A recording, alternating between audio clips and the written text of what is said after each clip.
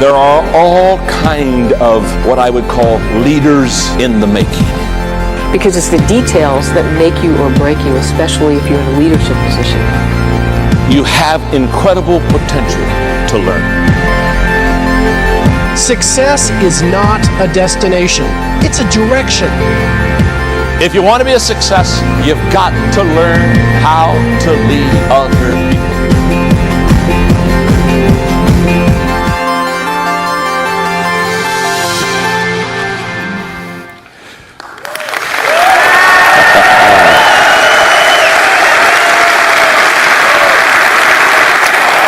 Wow.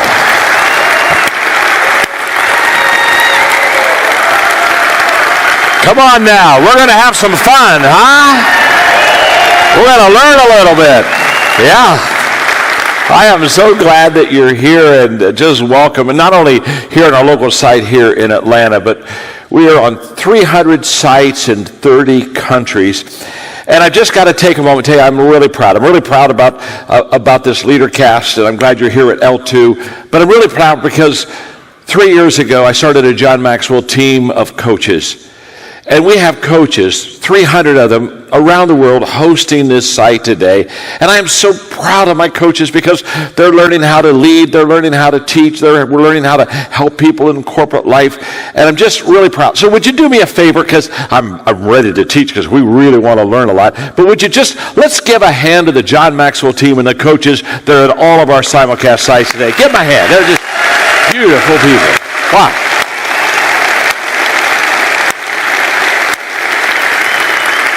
And I am so glad you're here.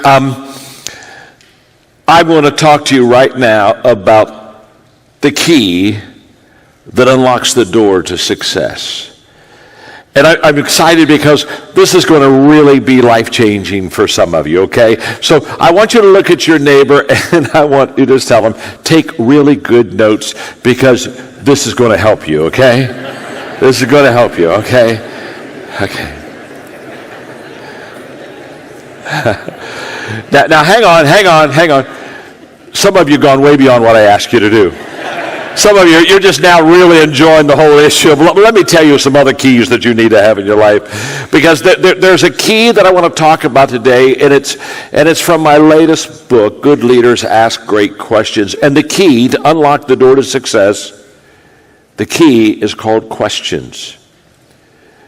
And the better questions you ask, the better doors of opportunity you unlock. And I'm committed today, along with Tim and Linda, our other speakers. I'm so excited to have this all-star team with me today. We are committed to your success, and I am committed to talking to you about how to ask the right questions and questions you need to ask yourself, which will be in another session. And in this session, I want to talk to you about the value of questions.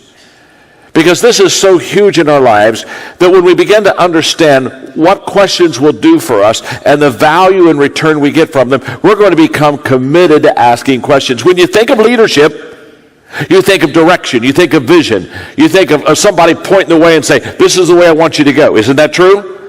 But what I want you to understand today is behind every vision that is cast, behind every pointed finger that gives a direction and saying, let's go this way, behind all of that impetus of leadership are good questions. In fact, I've been asking questions. I learned the value of questions 35 years ago, and I've been asking questions all my life. And I came to a point where about 2 years ago, I said, I've got to write a book on questions. I got to help people really learn to ask the right questions because it's the key to success. And so my newest book that just came out 2 days ago, Good Leaders Ask Great Questions. And by the way, people ask me, what is the favorite book you've always written? My favorite book is the book that's just been released, okay? So out of all the 74 books that I've ever read, this is my favorite book, okay? Good Leaders Ask Great Questions. And this book is going to help you really understand how to lead by asking questions. In fact, the latter part of the book is a reference book, literally because I do Q&A all the time. There are hundreds of questions on leadership that I answer in the back of the book, and it'll be a reference book in leadership. But the first chapter is what I want to talk to you about today, because I want to talk to you about the value of questions. I have a rule of 5.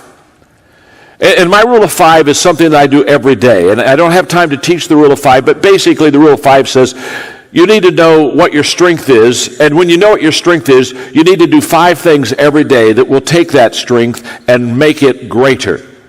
And in my rule of 5, one of my things I do every day is every day I ask questions. I was in Las Vegas recently, and I was getting ready to do a conference with Jim Collins, and we hadn't seen each other for some time. And so we sat down for lunch, and I'll never forget this lunch. We sat down, and he looked at me, and I looked at him, and we both started asking each other a question at the same time. And he stopped. He said, "John, I know what this is going to be all about." He said, "We're going to want to ask each other questions." I said, "That's all I want to do. I've got a whole list of questions to ask you."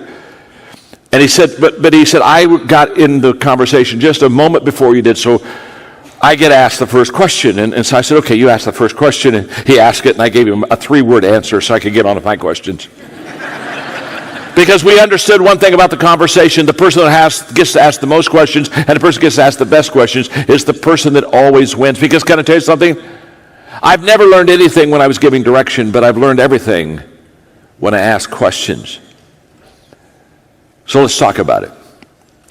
The first value of questions, I'm so excited about this. The first value of questions is this: you only get answers to questions you ask. You only get answers to questions you ask.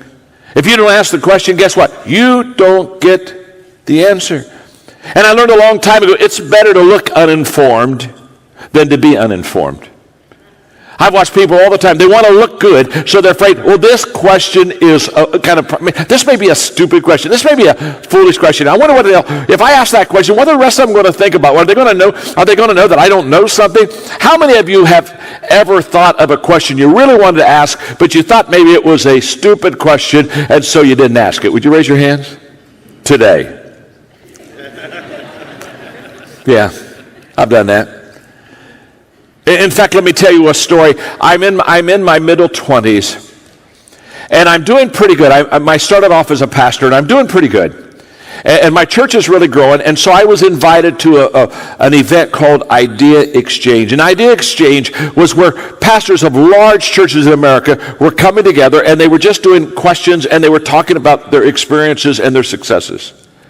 And I'm the youngest kid by far. Most of them are in their 40s. I'm 25, 26 at that time. And I'm invited, and I'm way over my head, and I'm in tall timber, and I feel intimidated. And I went there, and there were a lot of questions I wanted to ask. And after this event was over, I got in my car, and I was very discouraged because guess what? I didn't ask one question. And I didn't ask one question because I looked at all of them and I saw they were so much better and faster and more experienced and more successful. And I looked at myself and I said, I'm not in their league. And so I kept quiet. And then all of a sudden I was going home, I realized something. I had cheated myself. And here's what I want you to understand.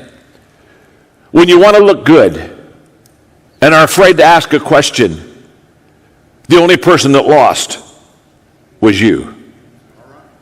You cheated yourself. And that day, I learned something. I said, I'm never going to go back to any event, at any time, at any place, with anyone, and not ask the questions that I really want to ask. And I could list for the next 15 minutes times when I boldly asked a question, got the courage, and got the answer. And it totally changed my life. What am I saying to you? I'm saying to every one of you listening here and all of you on the simulcast, here's what I'm saying. You are perhaps one question away from an answer that you need that's going to literally make a difference in your life. So would you look at your neighbor and say to them, you're one question away. Go ahead and tell them that.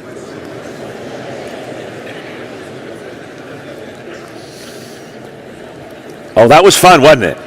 Now, wait, hold on. That was so much fun. You and I both know that the person you're seated beside, they may be 3 or 4 questions away.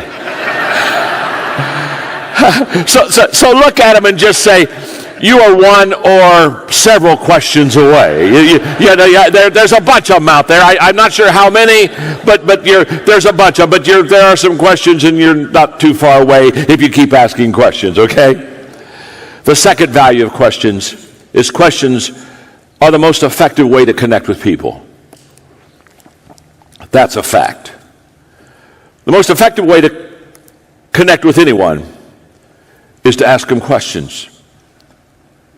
You see, the highest compliment that you can ever give a person is to ask for advice. When I ask you for advice, I'm saying I respect how you think. I'm respecting your experience. There's something that you know that I don't know. There's something you can teach me that I need to learn. There's not a higher compliment than to ask questions. And what questions do is questions get us on common ground. I wrote a book several years ago called Everyone Communicates, Few Connect. And one of the principles in that book was that if you really want to connect with people, you've got to find common ground. And the greatest way to find common ground is to ask questions. And I purposely ask questions to find common ground. I purposely ask people for directions. Have you ever, when you ask somebody for directions, have you ever thought, I don't care what they're doing, you ask somebody for directions, they'll stop anything and everything, will they not? They'll sit there and they will give you their full attention, and they'll say, now do you have it? You can't miss it, but let me give it to you again. And I've had people get in cars. I've had people before GPS and all the wonderful things we have now. I've had people get in cars and drive me to the place. 3 or 4 months, drive me to the place just to make sure that I got to the right place because I asked the question. And I can promise you, when you ask questions to people, what happens more than anything else is you get on common ground. Oh, I wish you could have been with us last night. I had Linda and Tim and some of my key inner circle with me. And we sat around the table, and I love times for dinner because there are 2 great meals at a dinner. There's the food that you eat, and then there's the conversation that you engage in. And the food is sometimes okay. But if the right question is asked, the conversation is always off the chart. And so we're sitting there and we've ordered our food, and I said, okay, let me ask you a question. We'll go around the table. What's the best advice you ever received in your life? And they began talking about the best advice they ever received. And I'm over there with my iPhone, and I'm taking notes, and I'm putting thoughts and quotes away, and I'm listening to them. We went around. They told beautiful stories, warm stories, life-changing stories, best advice you ever received. And then I turned around, and as soon as they got clear around there, and they kind of, whoa, wasn't that beautiful? I looked at them and I said, let me ask you another question. If you could only give one word of advice, only one, what advice would you give to people? And we went around the table again. You see, I love dinner. It's obvious I love dinner. Look at me. I love dinner. But what I really love is dinner conversation. And I'm intentional every time I sit down, and I'm going to have an hour and a half, maybe like last night, it was 2.5, 3 hours, because I'm telling you, it got good. And I learned so much. And this morning I got up and I got my iPhone out and I went over the thoughts that I picked up last night, and I read them again, and I kind of put them into my mind and kind of let it marinate me a little bit this morning. Now, I just want you to understand, you're just a question away. You're just a question away of getting on common ground with people until you are both on the common ground and you are connecting with each other. You see, people connect when they understand, but they commit when they feel understood. And only people feel understood when you ask questions of them. Because when you ask questions of them, you're saying, I want to know more about you. I want you to tell me more about yourself. I want to learn more from you. And there is what I call a connecting channel. And the connecting channel has a process, and I've used this process for years. I want to share it with you on all of our simulcast sites. I want you to have it because this is going to help you. And the connecting channel is very simple. You listen, you learn, and then you lead. And you listen, and you learn, and then you lead. And you listen, and you learn, and then you lead. And the catalyst for listening is asking questions. And when you ask good questions and listen and learn and lead, and then ask more questions and listen and learn and lead, I will promise you in an hour and a half, 2 hours last night, There were people in that room that have known each other for 20 years, and they learned something new about each other that they had never learned before because of the questions that were asked. I can promise you, questions allow you to connect with people more than anything else. Can I tell you something? Advice will never let you connect with people like questions will. When you sit at someone's feet and you say, I want to learn from you, it's the highest compliment you can give them. The third value of questions is questions unlock doors that otherwise would remain closed. You see, when we think of the door of opportunity, we have a real mistake about doors of opportunity. We have this idea that if we get in close proximity to the door, it's like going to the supermarket. It just opens up for us. Or we got this idea that if it doesn't open up for us, at least we can go over to that door of opportunity and we can turn the knob and we can walk in. Can I tell you something? The greatest doors of opportunity that you're ever going to have do not open automatically, and they don't open if you turn the knob. The greatest doors of opportunity that you're ever going to have are locked. They're locked. I can promise you this. There's nothing easy about success. You can tell you're on the road to success. It's uphill all the way. The doors are locked. And the only way that you and I can unlock that door of opportunity, that door that's going to lead us to something that's going to be greater, the only way that we can ever get there, the only way that we can ever get in that door is to use the key, and the key is questions. And when we begin to ask questions, I promise you, it takes us to places that if we didn't have the key of questions, we would never get into. I know this for a fact. I have hundreds of examples of that. Let me just give you one. I love to play golf. And about 15 years ago, my brother and I and our family members decided to go to Scotland to play all the old golf courses. And of course, the course that I wanted to play more than any other was the old course at St. Andrews, the oldest golf course in the world, okay? Of which all great golfers, because it's the oldest golf course in the world, all great golfers have teed off at the old course. And I wanted to play the old course, and so we went through our travel agent, we went through all of our connections, and it was a total close that day. We couldn't get on the old course. We couldn't get it in our agenda. And so we're going to play all the other great courses. We're going to go play Muirfield and all the other ones, but we weren't going to get in the old courses. And they said we couldn't play the old course, but they said we could play the new course. Now the new course is right beside the old course. The old course is 400 years old. The new course is 300 years old. So we said, well, okay, we'll play the new, at least we can say we played at St. Andrews, even though it's the new course. We pulled in the parking lot, and it's still bugging me that we can't get on the old course. And so when we pulled in, I said, let me out right here. It was right kind of where you go in to talk to the chief steward, who was the one who let you on the course. I said, let me off right here. I said, you guys park the car. You bring the clubs. I said, I'm going to try. I'm just going to try one more time to get on the old course. And so I walked in, and there was this gentleman here that was behind his desk, and he had his ledger out there and all the tee times. He was very proper. He had a tie on. And I approached him, and I introduced myself, and I said, sir, I have a question I'd like to ask you. He said, what's that? I said, have you ever knowingly helped a person realize a lifetime dream?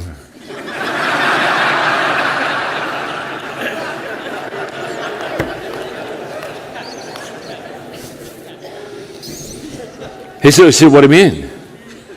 I said, well, what I mean is, have you ever knowingly looked at a person and said to yourself, because of me,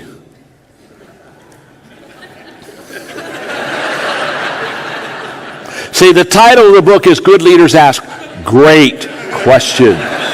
Not average questions, not mediocre questions. It's how you ask the questions. It's what you say the question. I said, have you ever knowingly looked at a person and say, here's what I know. I know I helped them fulfill a lifetime dream. And he looked at me, he said, I'm not so sure that I could say that.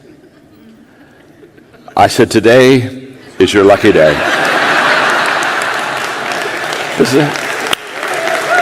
This is your lucky day. Because it has been my life training. I played golf since I was a kid. I've always said if I could ever play one course in the world, it would be the old course here. And it's been a lifetime dream, and I've never been to Scotland. I've never been to the old course. And I know when you look at your ledger, my name's not on. I know I'm not on it because you're full. I know that. But can I ask you another question? So what's that? I said, do you think that someone might not show up today?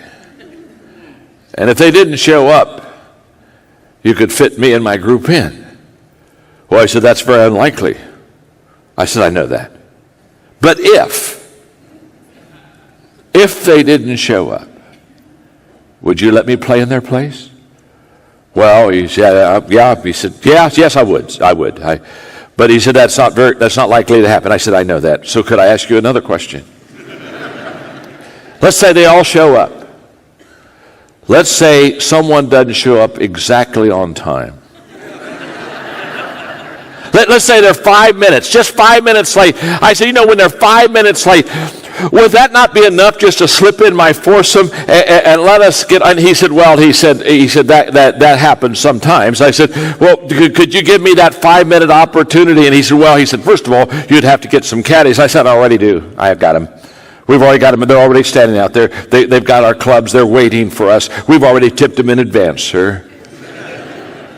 Now, I said, I don't want to rush you on that. I know you're very busy. People are coming in, and I don't want to press you. So I'm going to leave you now. I'm just going to go stand over here.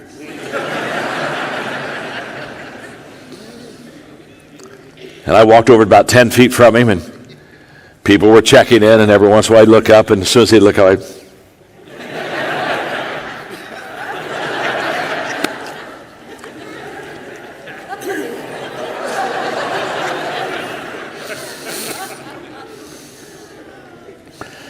about an hour in, he looked over at me and said, you got the caddies? Oh, they're ready. And then he looked outside, and Jack Nicklaus, if you ever go to the old course, there's a place where they have it literally roped off. They're so traditional over there. They have a place wrapped, just totally roped off, where Jack Nicklaus, it's his practice tee, which it's before he gets first tee, where he gets it, and he swings the club. It's Jack Nicklaus's place to practice. And my brother had climbed the ropes and was getting pictures taken. And he said, who is that guy? I have no clue who he is, sir. I have no clue. He's not in my group, sir. No, sir, he's not in our group. He went back to let somebody, and I went out and told him, brother, please, I'm doing my best to get us on this course. You're killing me right now. You're killing me. Get out of Jack's place. Get out of Jack's place. Just get us on the course. Now, I'm done with the story. You know what happened, don't you? We played the old course that day. In fact, the caddy, when we teed off, he looked at me and said, boy, you weren't on the list. How did you get on? Great questions. Great questions. Can I tell you, I could tell you story after story. I could just tell you that when I was in Australia in January, I got into the semifinals of the U.S. Open without a ticket. And they kept telling me, you can't do that. You can't even buy tickets there. And I just said, but I want to go. I would like to see the U.S. Open. I mean, hello, I'm here. Hello, what's wrong? I mean, if I was home, I couldn't see it except on TV. But since I'm here, I'd like to kind of see it live. Oh, I sat at center court. It was a great match.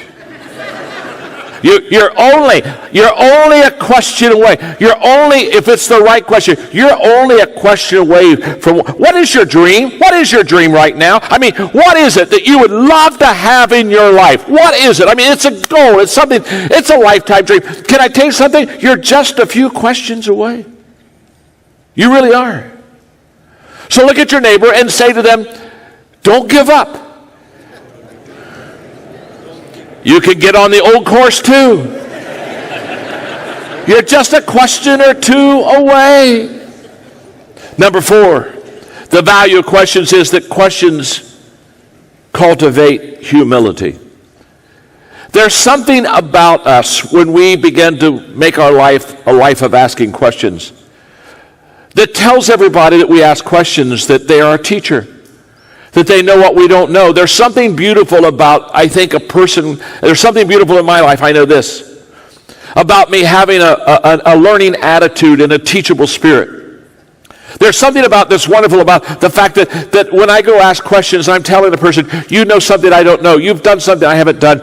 You've experienced something that I've never experienced. I want to sit at your feet. I want to ask you questions. This is the only time I'm going to do this all day, but I'm going to read just 2 paragraphs out of my book because I can't say it like I wrote it.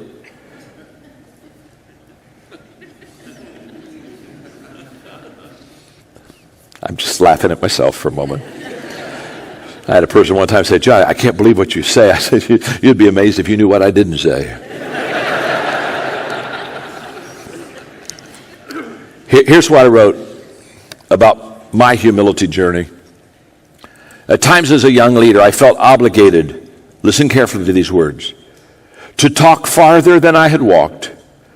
I didn't feel wise enough, strong enough, mature enough, competent enough, confident enough, or qualified enough. And it was at that time that my deficiencies humbled me. That's when I discovered that God was more than enough. To succeed, I needed to be humble before God and authentic with people.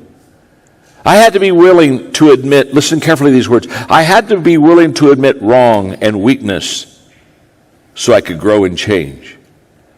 This is what I discovered about myself. My journey from here to there was lonely. The reason?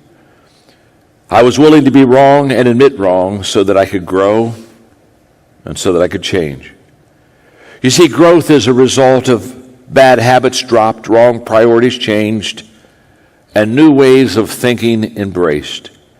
It happens only when we question ourselves enough to ask serious questions from others. The people who do not grow are unwilling to ask themselves or others hard questions. They are unwilling to leave what they have known and practiced. They are not willing to be wrong so they can discover what is right. Therefore, they cling to right, and their lives turn out wrong. How sad. Surrender of being right enables us to ask questions that others can answer and add value to us. Surrender of being right is the prerequisite to finding right. I believe that with all my heart. And here's what I know. I never want to get to the place where I've got it all figured out. I still want to keep learning. I still want to keep growing. And I still want to be a student. And I still want to be on a learning curve. And I still want to value people. And I still want to walk into their life and say, look, you have something that if I could just ask the right question, you could impart to me that would help me, that would allow me to become a better person myself. The fifth value of asking questions is questions allow us to direct the conversation. Nothing directs conversation like questions. In fact, can I tell you this? The person who asks the questions directs the conversation. I learned that a long time ago. If you're a person that likes to, quote, be in control, the way to get in control is ask questions. And the moment that you ask questions, people begin to come towards you and toward what you need to know and what you want to learn and what you want to grab hold of. I, for 30 years, have had learning lunches, and learning lunches are very simple. Every month I have a lunch with somebody bigger, faster, smarter than me. Very simple. Call them on the phone, say, hey, can we have lunch? I'm buying. Let's spend an hour and a half. The learning lunch, I don't eat lunch. All I do is sit with my legal pad and my pen, and all I do is ask questions. And I can promise you that monthly learning lunch where I ask questions has given me more ideas and thoughts to success than anything I've ever done. And I want to encourage you to have a learning lunch. In fact, let me tell you this. You need to constantly be around people that are bigger than you, better than you, faster than you. Let me put it this way. If you're at the head of the class, you're in the wrong class. You need to get out. I can tell you, nothing is worse than being the smartest guy in the room. Nothing is worse than being the most successful person in the room. Nothing is worse than being like Mr. Answer Man. You don't want to be Mr. Answer Man. Mr. Answer Man doesn't grow. Mr. Answer Man just talks. You want to be Mr. Question Man. And you want to sit and just absolutely pull from people. And in these learning lunches, that's what I do. I've got my questions and I'm going to give them to you. I've got to give them to you quick. So you got to write fast. So look at your neighbor and say, write fast. Now, let me just say something. You're doing so good. I mean, I'm watching you. You're just grabbing this. I can tell you're grabbing this, and I'm so happy. And it's so fun to teach people that are smart and good. And you're just really doing good. But I just want to be just honest with you for a moment and confess to you, I'm concerned about the person on your left.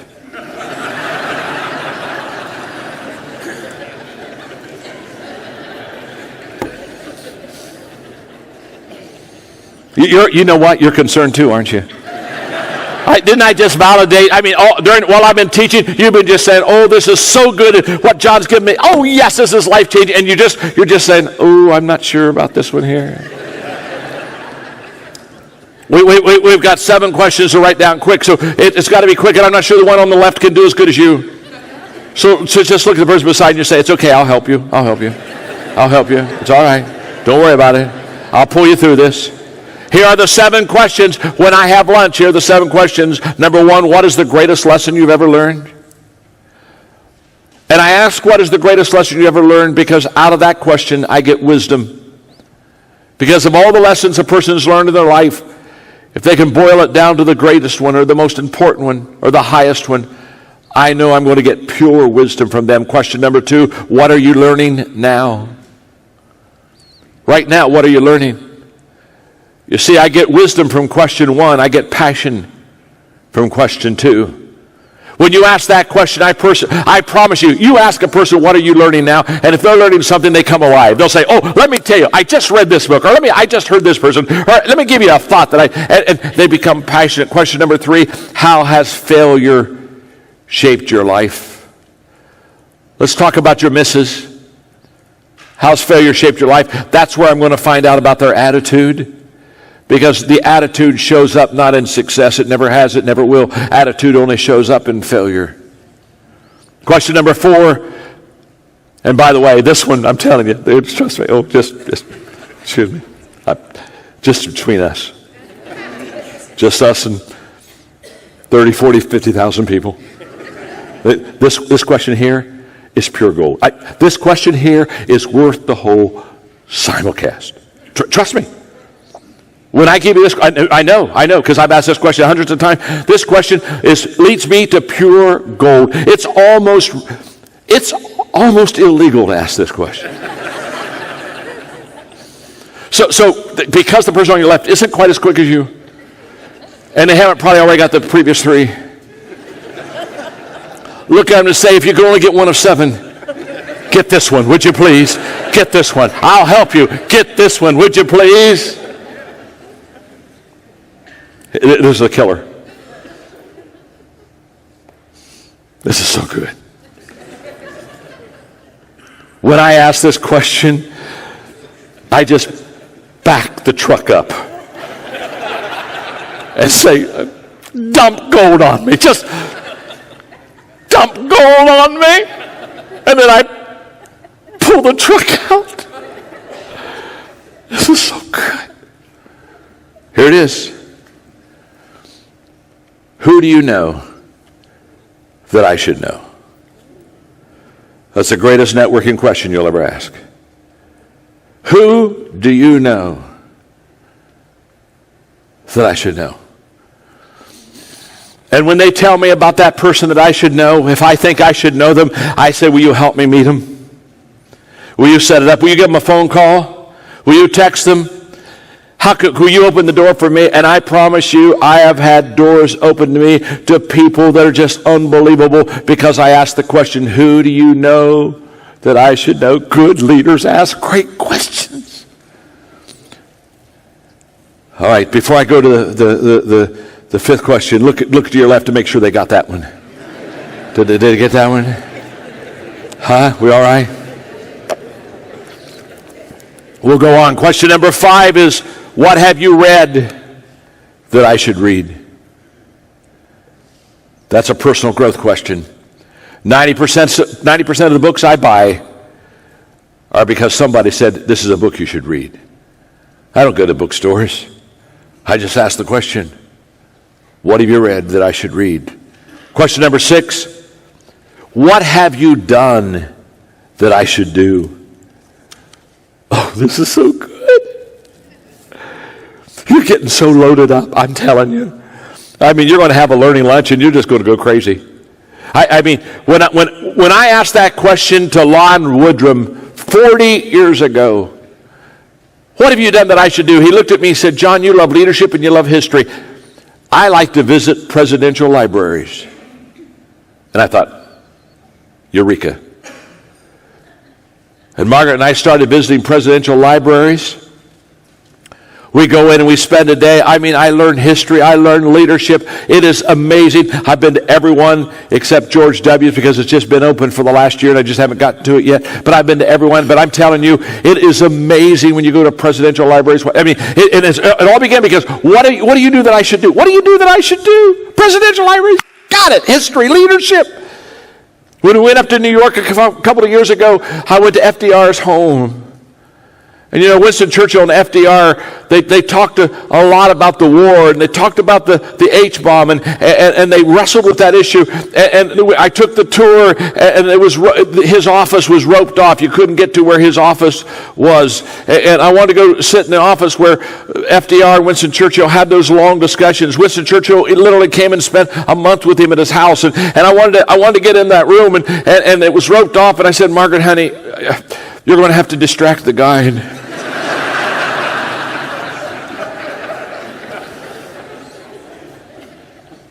I mean, you think I'm going to get that close to the room? It's like the Australian Open. You're there. Jump the rope.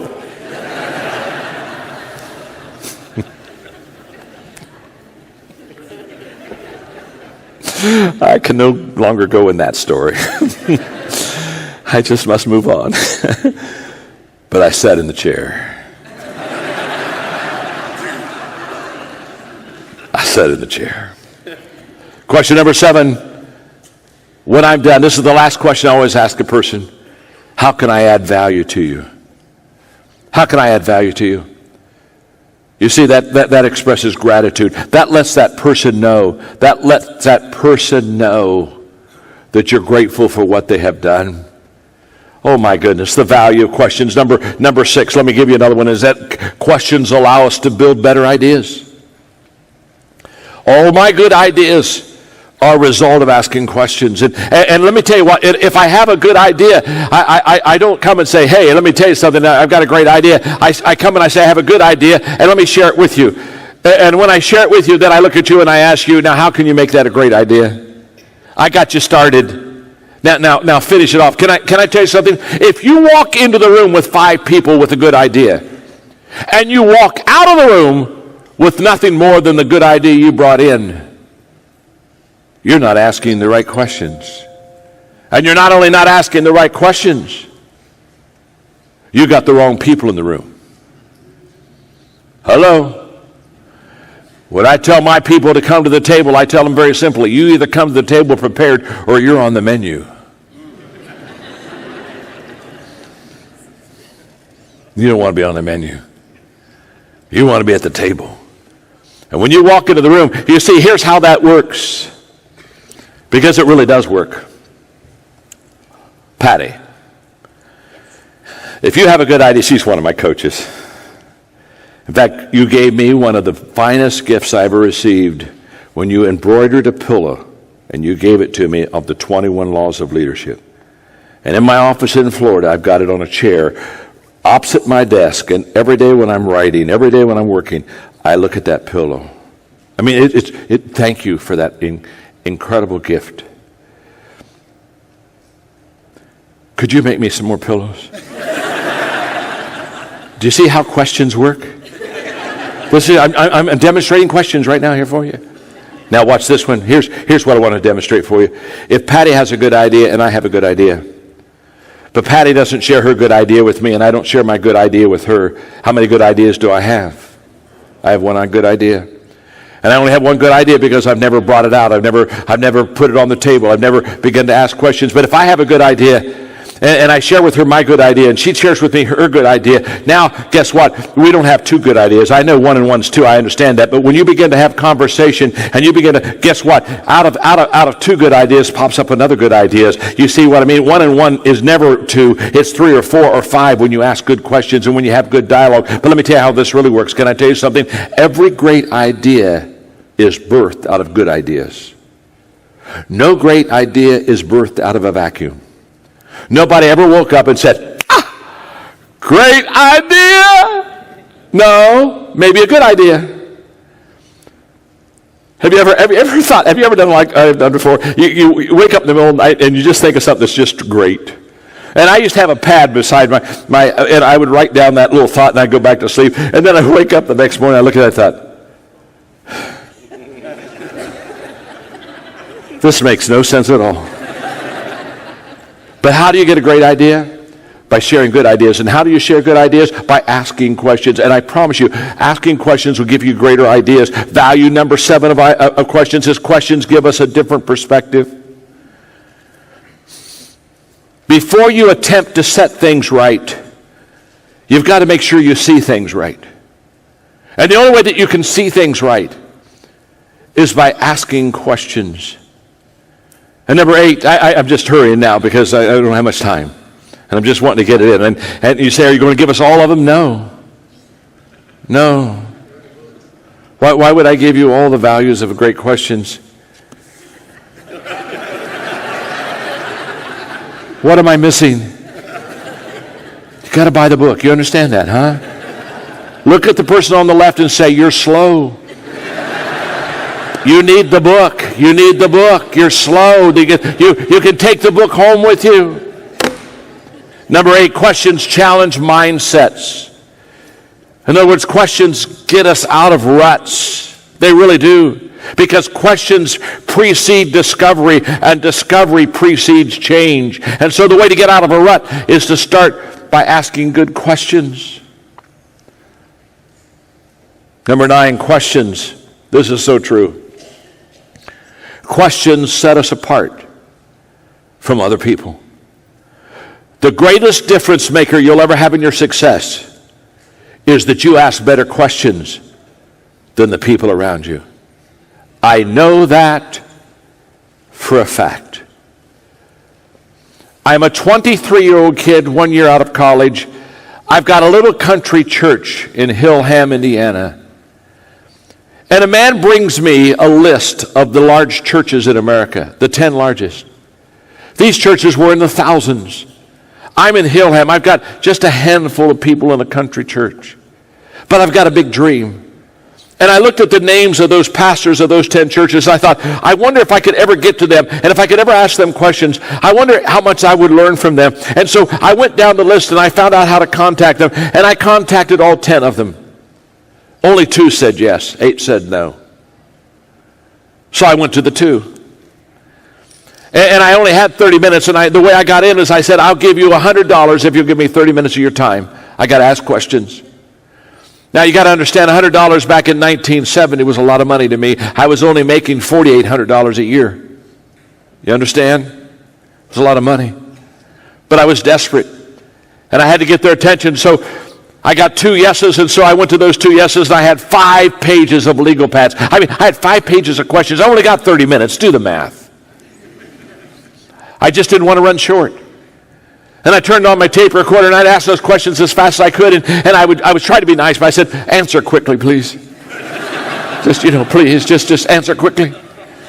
And I never got even through the first page. And 30 minutes was over. I'd throw my tape recorder in my briefcase and my legal pad. And I'd close it. And I'd reach into my pocket for the $100. And I'd hand it to them. And I'd shake their hand. And I said, thank you very much. Thank you very much.